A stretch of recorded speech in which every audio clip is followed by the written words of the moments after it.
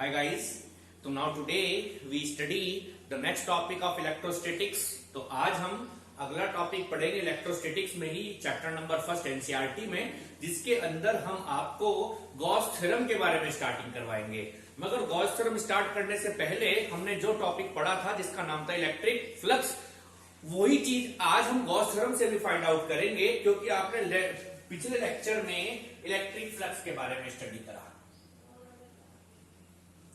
और electric flux क्या था? Electric flux phi of E is surface integral of E vector dot DS vector. चलिए, तो वहां तो आपने मैथमेटिक्स की मदद से निकाला था इलेक्ट्रिक फ्लक्स, मगर गॉस थ्योरम आपको इजी मेथड में इलेक्ट्रिक फ्लक्स के बारे में बताता है। तो गॉस थ्योरम हमें किस तरह से इलेक्ट्रिक फ्लक्स के बारे में बताता है, उसकी स्टेटमेंट है क्या कि according to this theorem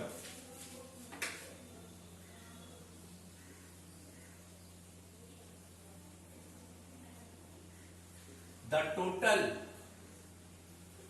electric flux phi of E, okay, the total electric flux phi of E through a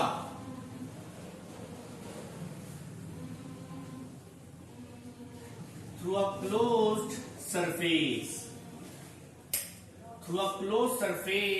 S in free space। यानी क्या बताता है हमारा गॉस थ्योरम? वो ये बताता है कि कितना इलेक्ट्रिक फ्लक्स है close surface through a close surface M in free space is equal to the 1/epsilon0 times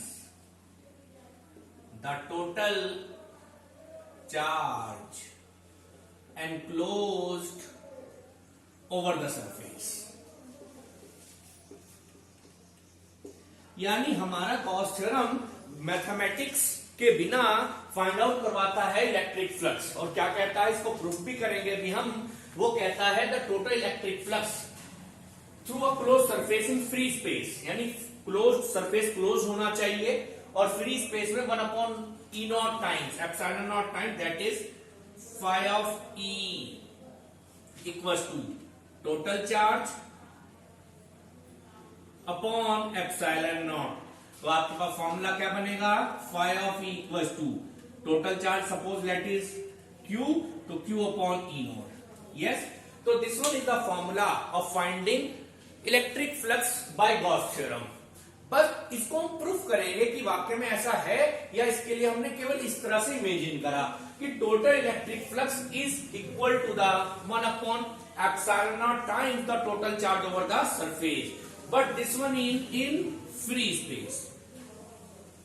यानी वो क्लोज सरफेस जो है, सरफेस क्लोज हो और उसके बीच में फ्री यानी एयर फील्ड हो, तब के लिए। सर अगर एयर ना हो, अगर मीडियम हो उसके अंदर, तो क्या फॉर्मूला लगेगा? तो मीडियम में थोड़ा फॉर्मूला बदल जाएगा। क्या हो जाएगा?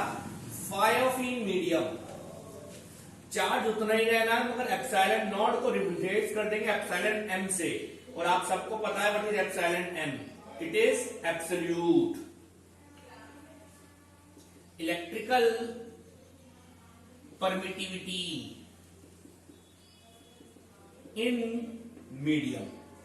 और इसका रिलेशन भी था, अगर याद हो आपको, ER के साथ में। और what is ER? This is dielectric constant, और इसका फॉर्मूला था EM अपॉन E0। तो यहां से अगर मैं निकालूं तो EM आ जाएगा कितना? ER E0। ठीक है, ये वैल्यू यहां पुट कर देंगे। देयरफॉर फॉर्मूला देखिए क्या बना, phi of E medium is equal to Q ER E0। Yes, question आया है बोर्ड में, इसलिए हमने इसे भी करवा दिया। तो क्या बना formula? Phi of E medium is equals to, what is this part become? This is phi of E in vacuum. We write down phi of E in vacuum upon ER. तो this is also the formula but in medium। तो इसको हम एक बार बताएंगे आपको। Most important है electric flux. आपने electric flux जो लास्ट चैप्टर में, लास्ट सेशन में पढ़ा, उसमें आपने surface integration of E vector dot DS vector, E vector electric field and DS vector is area vector. But in this Gauss theorem, we only state the total electric flux phi of E through a closed surface. जैसे आपके पास suppose ये कोई close surface है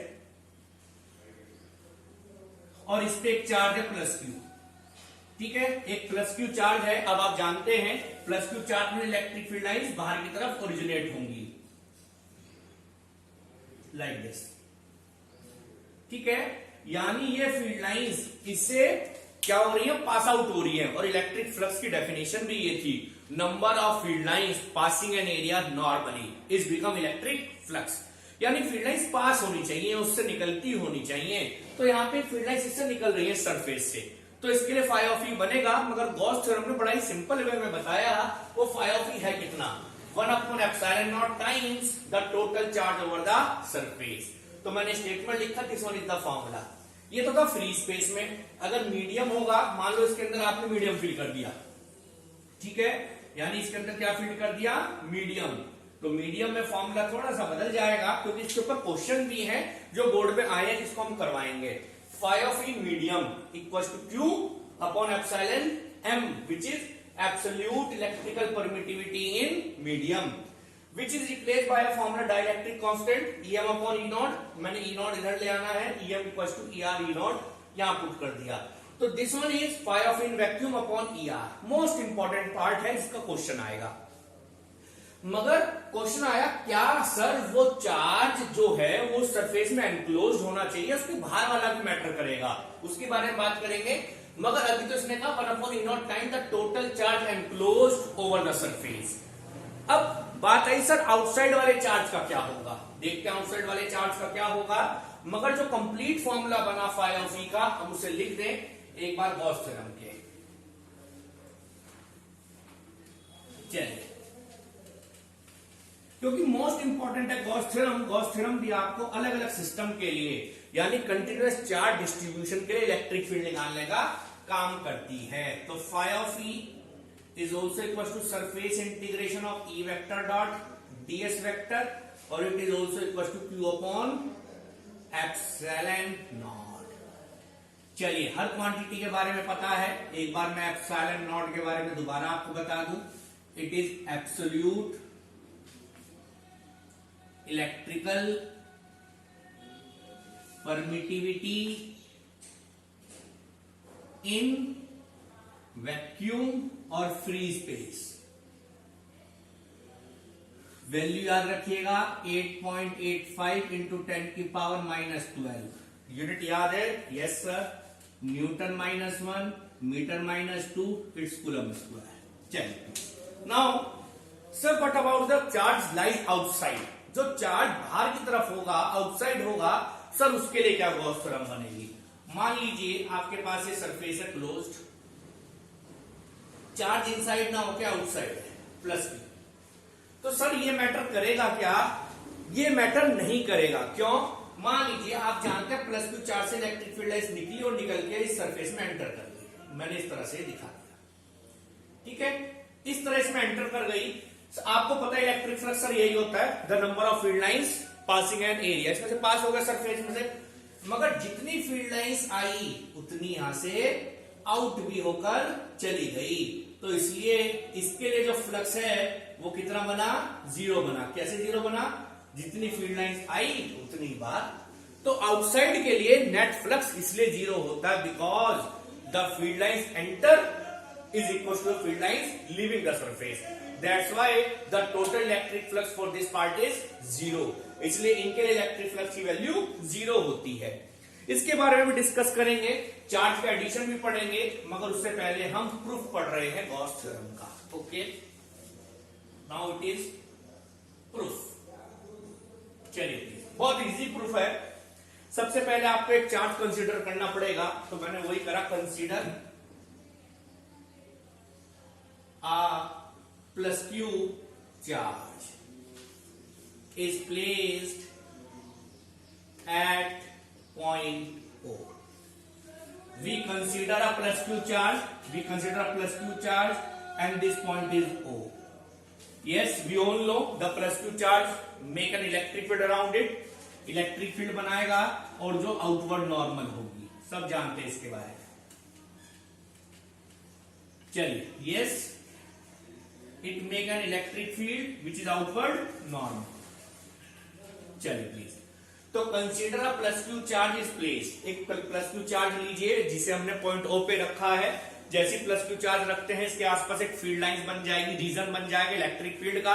उसकी picture form जो है वो electric field lines which is outward normal. Okay, now suppose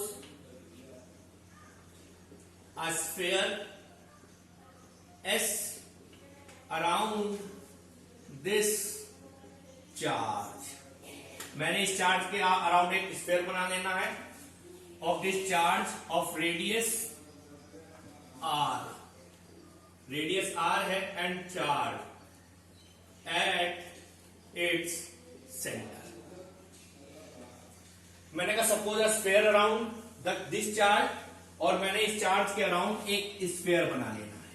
लीजिए, और स्फीयर की जो रेडियस है वो R है और R यहां पर जो चार्ज इसके सेंटर पे रखा है। तो ये जो आप स्फीयर बनाएंगे इसे बाद में हम बताएंगे, एक नाम दिया जाता है, इसको भी हम लिखते हैं गॉसियन सरफेस कहते हैं। अभी हम इसकी प्रॉपर्टी समझाएंगे, most important property Gaussian surface की कैसी होनी चाहिए, सब बताएंगे क्यों ऐसा ही होता है, सब रीजन बताएंगे। मगर अभी तो मैंने एक स्फीयर लिया अराउंड दिस चार्ज और जिसकी रेडियस R है और वो उसके सेंटर पे रखा है। तो therefore electric field intensity on this sphere is given by. चलिए, तो मैंने इस electric field intensity on this sphere, ये जो स्फीयर है इस पे मान लीजिए मैंने इस पॉइंट P पर इलेक्ट्रिक फील्ड इंटेंसिटी जानी जिसकी रेडियस R है। तो क्या वैल्यू होगी, मैंने लिख दिया E equals to 1/4 pi epsilon naught Q upon distance square. Yes, अगर वेक्टर फॉर्म में लिखोगे तो यहां वेक्टर लगा देना और यहां पर इसकी डायरेक्शन लगा देना, where R cap is a unit vector along the direction of electric field. ठीक है, इस पॉइंट पे इलेक्ट्रिक फील्ड आउटवर्ड है और इसी पर मैंने इसकी डायरेक्शन दिखा दी which is unit vector R है। मैंने कहा electric field intensity on this sphere, इस स्फीयर पे इलेक्ट्रिक फील्ड इंटेंसिटी इस स्फीयर पर, मतलब इसकी आउटर बाउंड्री पर, यानी ये जो है इस पर, is given by this formula which is equal to 1/4 pi Q upon R square R cap due to a single charge where R cap is unit vector along the direction of E vector। अब Gauss theorem को apply करते हुए आप ध्यान रखिएगा, आप एक sphere में लेंगे, छोटा सा पोर्शन लेंगे एरिया। ठीक है, तो मैंने लिखा consider a small area around point P। तो स्मॉल एरिया लेंगे around point P which is ds and its area vector is also perpendicular to this area. ठीक है, मैंने इसके पास में एक छोटा सा एरिया ले लिया, ये मैंने दिखाया, दिस इज द एरिया। ठीक है, अगर आप पूरा इसे ds लेंगे और इसका जो एरिया वेक्टर होगा वो भी आउटवर्ड नॉर्मल होगा। सब जानते हैं, छोटा सा एरिया लिया, ds area vector is also perpendicular to this area, और इसका फॉर्मूला भी पता है विच इज गिवन एज, और क्या था आपके पास में, ds vector equals to ds n cap. सब जानते हैं यहां पर n कैप क्या है, where n cap is also a unit vector perpendicular to this area. मैंने फिगर में दिखाया इसी के परपेंडिकुलर है, तो आपने परपेंडिकुलर टू दिस एरिया लिख दिया। ठीक है, तो देयरफॉर मैं लेफ्ट हैंड साइड लेके चल रहा हूं। लेफ्ट हैंड साइड में क्या है, surface integration of E vector dot ds vector. Okay, now we taken the left hand side which is equal to surface integration of E vector dot ds vector or also the electric flux. We put the value of this 1/4 pi epsilon naught Q upon R square R cap dot. We put the value of ds vector. ds n cap. मैंने इसे bracket में. Okay. Now integration of 1/4 pi epsilon naught q upon r square ds मैंने यहां लिख लिया r cap dot n cap. Okay, अब इसकी value देखते हैं. तो now r cap dot n cap. First of all there is a dot product. There is a dot product. तो यूनिट वेक्टर का मैग्नीट्यूड, तो दूसरे यूनिट वेक्टर का मैग्नीट्यूड एंड cos 0 डिग्री. अब बता रहे हैं क्यों. r cap dot n cap 1 into 1 into 1. It means the value of this one is 1. Sir ये ऐसा क्यों करा? क्योंकि आपने क्लास 11th में पढ़ा था a vector dot b vector is equal to magnitude of a, magnitude of b and cos theta. Okay, magnitude of r vector r cap, magnitude of n cap and the angle between r cap and n cap is 0 degree. Okay, magnitude unit vector 1, second unit vector 1 and cos 0 1. तो it mean the value of r cap dot n cap is, मैं यहां पर 1 रख देना है. तो आपके पास क्या बना? Surface integration of 1/4. चलिए जो बाहर है उसे बाहर ले लेंगे. 1/4 पाई नॉट बाहर, q अपॉन r स्क्वायर बाहर. Surface integration of ds. Okay, now we only the surface integration of ds and the surface area. This is surface integral यानी surface area. Yes we know surface area of sphere. सब जानते हैं mathematics में. Formula is 4 pi r square. Yes, we put the value of 4 pi r square 1/4 pi epsilon naught q upon r square into 4 pi r square. 4 pi r square. The value become q upon e naught. और this one is the proof of Gauss theorem. Okay, now again एक बार दोबारा इसे समझेंगे, फिर आप इसे copy करना चाहे कॉपी करिएगा. First of all, what is Gauss theorem? The total electric flux through a closed surface is equal to 1/epsilon naught times the total charge over it. Only over it, not outside the closed surface. Now we consider a charge plus q, which is placed at O. Yes, we make a sphere around it whose radius is r, and we find the value of electric field on this surface. The formula is 1/4 pi e naught q upon r square r cap. E vector electric field. R cap is a unit vector along the direction of electric field. मैंने दिखाया. This is R cap. Okay. Consider a small area. इसी के पास में एक small area लेंगे point P के, which is ds, and its area vector is also perpendicular to this area. We know the formula ds is also here. मैंने उसका unit vector दिखाया n cap. Formula is ds equals to ds n cap. पिछले lecture में हमने इसका formula बनाया था. Unit vector is perpendicular to this area. Now we'll take in the left side of this part e vector dot ds vector. We put the value of e vector, we put the value of ds vector.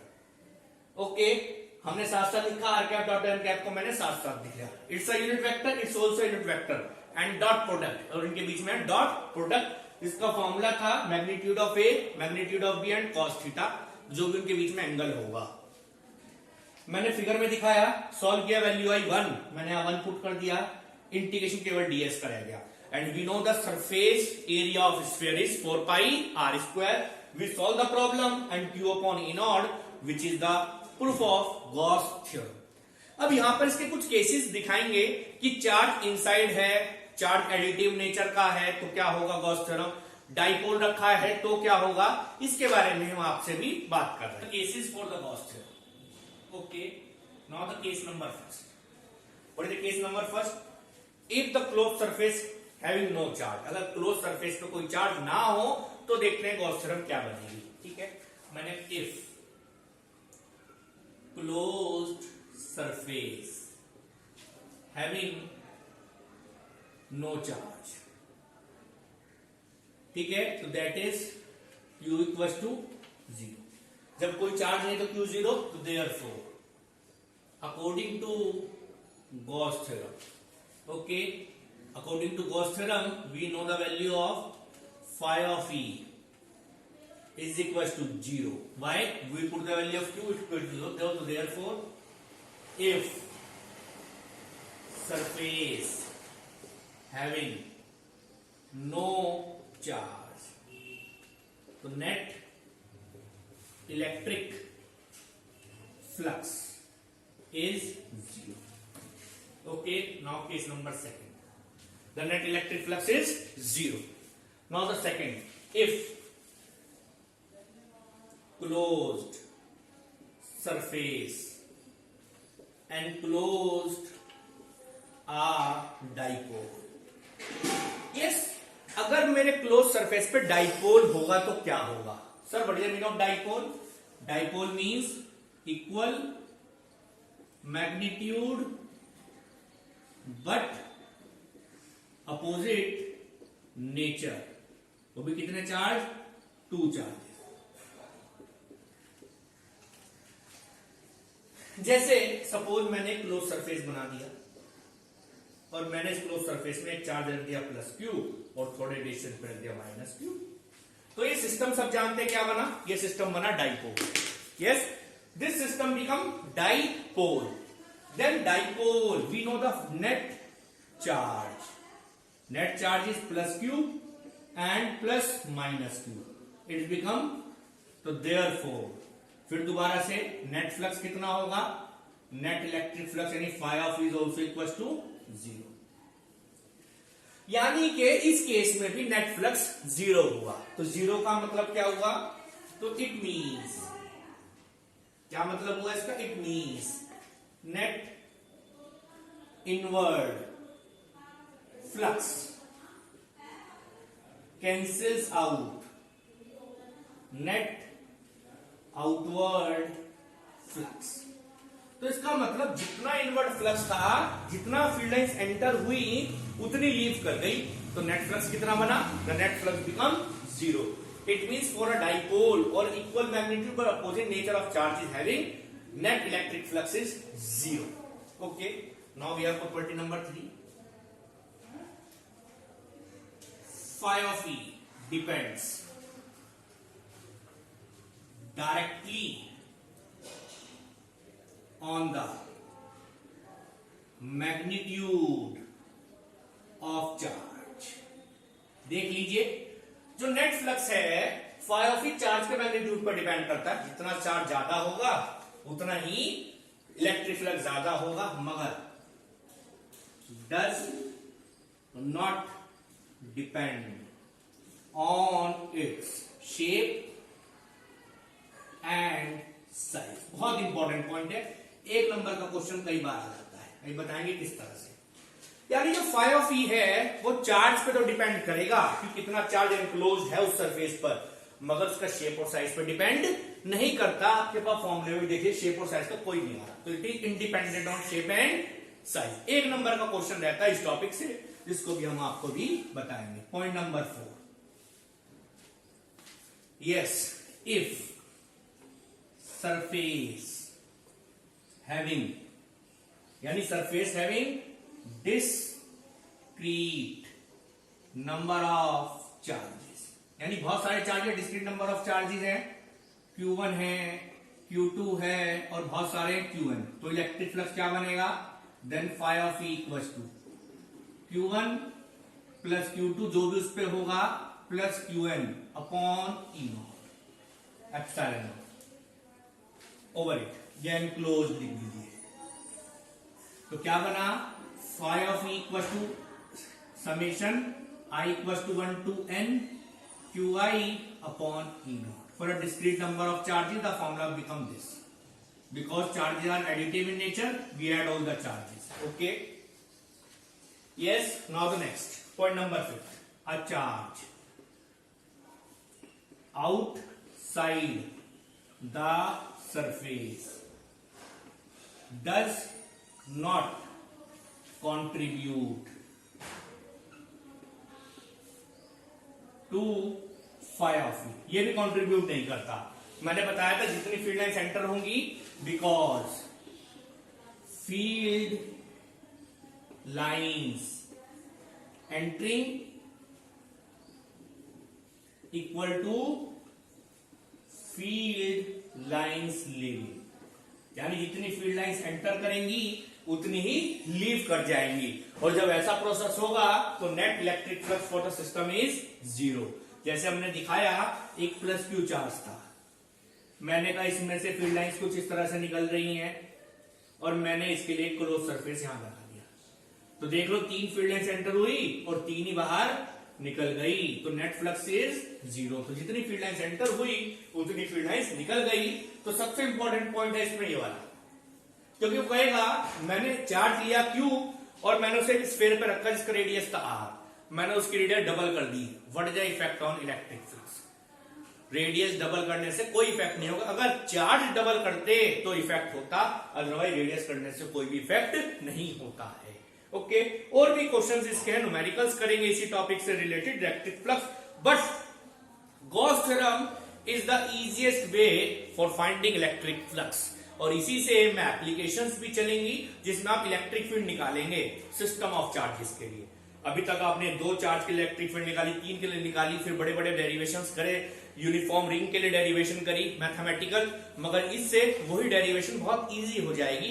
देखते हैं with the help of Gauss theorem. Important points हैं जो Gauss theorem से related है, तो उसको भी एक बार देखेंगे और फिर इसमें हम एप्लीकेशन से स्टार्ट करेंगे। तो सबसे पहले जो गॉस थ्योरम आपने पढ़ा, integration of E vector dot DS vector equal to total charge upon E naught and total charge is over the surface, not outside the surface. E is due to all charges inside and outside. तो electric field ये है, ये दोनों की वजह से हो सकती है, इनसाइड वाले के लिए भी और आउटसाइड वाले के लिए भी, but the application of Gauss theorem is only due to the charge over the surface. However charge Q on this side is the algebraic sum of the charges enclosed, यानी वो चार्ज जो enclosed करेगा Gaussian surface केवल हो, otherwise electric field charge inside हो चाहे outside हो, दोनों इलेक्ट्रिक फील्ड जनरेट करते हैं, मगर ये जो राइट साइड है इसके अंदर चार्ज वो मैटर करता है जो सरफेस के अंदर हो। ओके, नाउ क्या देता है Gauss theorem? Gauss theorem relation देता है इलेक्ट्रिक फील्ड और चार्ज। देख लीजिए, Gauss theorem gives relation between electric field and charge, याद रखिएगा। जब भी, अब ये थर्ड वाला पॉइंट बहुत इंपॉर्टेंट है, बहुत इंपॉर्टेंट पॉइंट है थर्ड वाला। चलिए, जब भी आप गॉस थ्योरम को प्रूफ करेंगे तो आप एक स्फेरिकल सिमेट्रिकल सरफेस लेंगे, जो नहीं स्फेरिकल हो इट्स सिमेट्रिकल सरफेस। ये तो हमने लिख दिया स्फेरिकल, इट सिमेट्रिकल शेप होनी चाहिए, is convenient choice of Gaussian surface. जब भी आप गॉस थ्योरम अप्लाई करेंगे उससे पहले एक सरफेस बनाएंगे, उस सरफेस का नाम है गॉसियन सरफेस, और वो सिमेट्रिकल होना चाहिए। वाई, क्यों होना चाहिए, उसका रीजन अभी हम बहुत अच्छी तरह आपको समझाएंगे। However, Gauss theorem holds good for any surface but enclosed. Sorry, any surface but it is closed. Gaussian surface Gauss theorem के एप्लीकेशन के लिए इस्तेमाल होगा, और ये सरफेस कैसा होगा? सिमेट्रिकल, सिमेट्री सरफेस होगा। क्यों होगा इसका रीजन मैं बहुत जल्दी बताने वाला हूं आपको। Now the point number 1, fourth, Gauss theorem can be helped to access the amount of electric field lines that are radiated from 1 coulomb of charge. यानी 1 कूलम ऑफ चार्ज कितनी फील्ड लाइंस रेडिएट करता है वो भी हम with the help of Gauss theorem निकाल सकते हैं।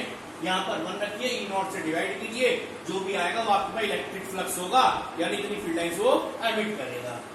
गॉस थ्योरम स्टेशनरी चार्ज और मूविंग चार्ज दोनों के लिए एप्लीकेबल होती है, और Gauss theorem distribution of charges के लिए भी, कैसे डिस्ट्रीब्यूशन हो, सरफेस हो, वॉल्यूम हो, लीनियर हो, सबके लिए गॉस थ्योरम एप्लीकेशन होगी।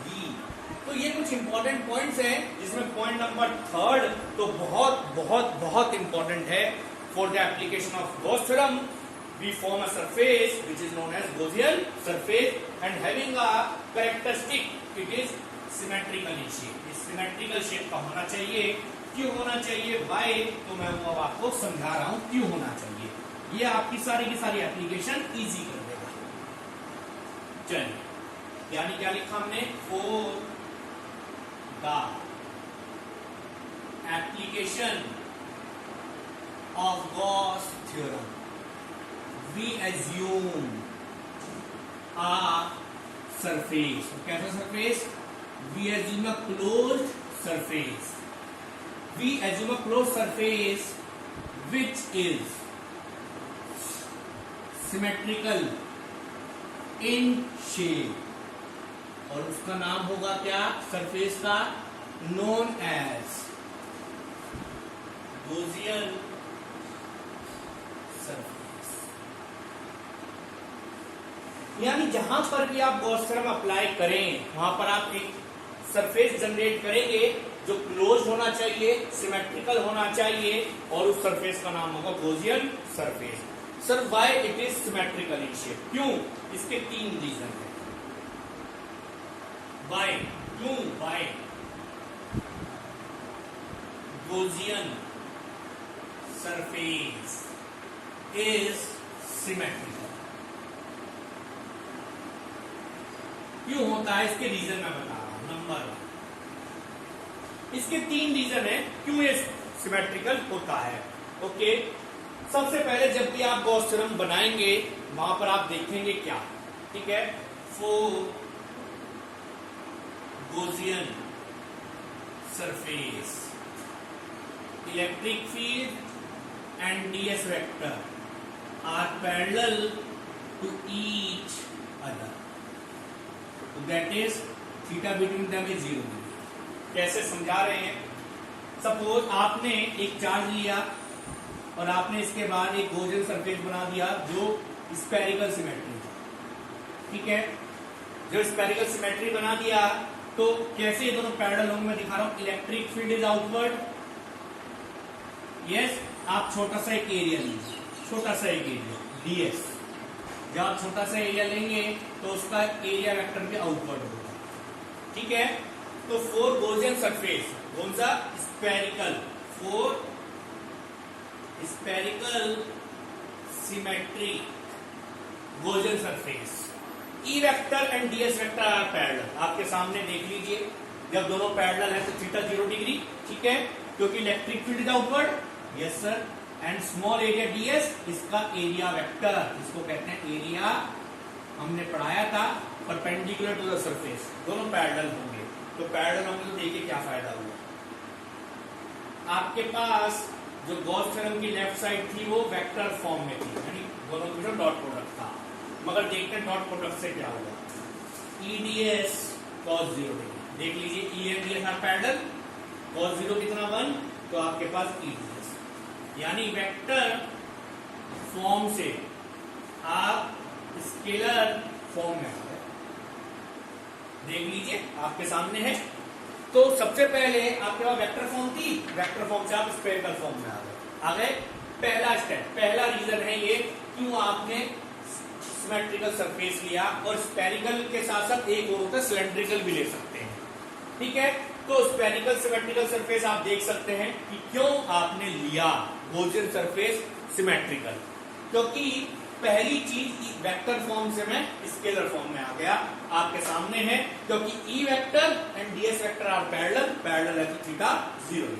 Okay, second reason sir, second reason, we know electric field is a function of, किसका फंक्शन है सब जानते हैं, डिस्टेंस का, और वो भी कैसा है आप सब जानते हैं, इनवर्सली स्क्वायर, ठीक है। We know electric field is a function of distance, which is this over spherical Gaussian surface. E is constant. Sir, why constant? एक बार समझाइए सर, क्यों constant? मैंने कहा over spherical Gaussian surface E is constant. क्यों? इस chart से ये distance भी r, ये डिस्टेंस भी r, ये डिस्टेंस भी r, ये डिस्टेंस भी r, ये डिस्टेंस भी r, यानी ये पूरा का पूरा सरफेस एक ही डिस्टेंस रखता है, यानी ये r कांस्टेंट है, यानी r कैसा है, कांस्टेंट। जब ये कांस्टेंट तो इलेक्ट्रिक फील्ड भी, क्योंकि electric field is a function of distance, source charge से मेरा डिस्टेंस हर पॉइंट का सेम है, देख लो, तो इसलिए इलेक्ट्रिक फील्ड भी इस पूरे स्फीयर पर सेम होगी। अगर कोई और पॉइंट लेता है, ये पॉइंट और ये पॉइंट, तो डिफरेंट होती, यहां ज्यादा होती और यहां कम होती, मगर we know electric field is a function of distance, E inversely proportional to r square over Gaussian spherical Gaussian surface, E is constant. मैंने बताया क्यों, जब E कांस्टेंट है तो इंटीग्रेशन से बाहर आ गया। लो दूसरा फायदा, पहला फायदा क्या हुआ सर, वेक्टर से स्केलर में आए, है ना, यानी वेक्टर से स्केलर में आए। अब स्केलर में दो क्वांटिटी है सर, दो का इंटीग्रेशन कैसे करें, तो मैंने एक को बाहर कर दिया, कैसे, क्योंकि वो कांस्टेंट था, एक बचा ds, यस और नो, यस सर, क्योंकि electric field is constant over the spherical gaussian surface. जब कांस्टेंट है तो उसे मैंने इंटीग्रेशन से बाहर कर दिया, केवल अब इंटीग्रेशन ds का रह गया। ये तो और भी आसान हो गया सर। चलिए अब ds का इंटीग्रेशन देखते हैं। Third point, we know surface area of sphere, हमें पता है क्या होता है 4πr²। अगर surface area curve surface area of cylinder आ जाए, अगर सिलेंड्रिकल सरफेस भी लेंगे हम कई जगह, तो 2πrl। ठीक है, तो यहां से आपने सॉल्व किया, इसकी जगह सॉल्व करके 4πr² लिख दिया। अगर ये कैसा है स्फीयर, अगर ये सिलेंडर होगा तो सिलेंड्रिकल सरफेस का लिए लेंगे तो उसके लिए हम लिख देंगे E इंटू 2πrl। तो देखिए तीन फायदे हुए। पहला फायदा वेक्टर से स्केलर में आए, ठीक है। दूसरा स्केलर में दो क्वांटिटी, फिर E बाहर एक quantity. Surface area of sphere है तो 4πr², सिलेंड्रिकल है तो 2πrh, सब जानते हैं, मैंने L लिख दिया। तो यहां पर स्फेरिकल के साथ साथ सिलेंड्रिकल भी होता है, जो मैं एप्लीकेशंस में दिखाऊंगा। ठीक है, तो ये नहीं कि केवल एक स्फेरिकल हो, स्फेरिकल भी हो सकता है और सिलेंड्रिकल भी हो सकता है, दोनों हो सकते हैं, मगर एक टाइम पे एक होगा, ऐसा नहीं कि एक टाइम पे दोनों हो जाए। ठीक है, अब स्फेरिकल किसके लिए होता है सर और सिलेंड्रिकल किसके लिए होता है? जो सोर्स पॉइंट हो, पॉइंट सोर्स या पॉइंट जैसे दिखे, जैसे हम एक रिंग पे चार्ज फैला दें और उसे बहुत दूर से देखें तो हमें पॉइंट जैसा दिखता था, हमने डेरिवेशन भी किया था। तो उसके लिए तो लेंगे स्फेरिकल। अगर आपके पास सोर्स है लीनियर तो आप लेंगे सिलेंड्रिकल। जैसे तार पे चार्ज फैला दिया, तार एक वायर ली और वायर पे चार्ज फैला दिया, तो बताओ उसके लिए तो कैसा है सोर्स लीनियर, मीडियम का स्ट्रेट, तो सिलेंड्रिकल लेंगे। और अगर आपने एक गोला लिया तो इस गोले पे चार्ज फैला दिया तो जो बनेगा वो स्फेरिकल बनेगा। तो दोनों होंगे, मगर दोनों के प्रॉपर्टीज बिल्कुल सेम नहीं होंगी। Why the Gaussian surface are symmetrical in shape? The reason is this. First reason, from vector we come into scalar because E vector and ds vector are parallel over Gaussian surface. Yes, मैंने ले लिया, बाहर निकाल दिया। Now we have two quantities. एक constant है, मैंने बाहर निकाल दी, एक बचा ds, बाकी तो आप कर लेंगे, इजी मेथड है। तो अब हम इसकी एप्लीकेशंस करेंगे, जो ये चीज आपकी एप्लीकेशन को बहुत ही आसान बना देगी। कैसे करेंगे? बहुत इंपॉर्टेंट एप्लीकेशन है, बोर्ड में बहुत क्वेश्चन आते हैं 3 मार्क्स पे। तो अब हम आपको एप्लीकेशन सिखाएंगे बेस्ड ऑन कॉस्ट।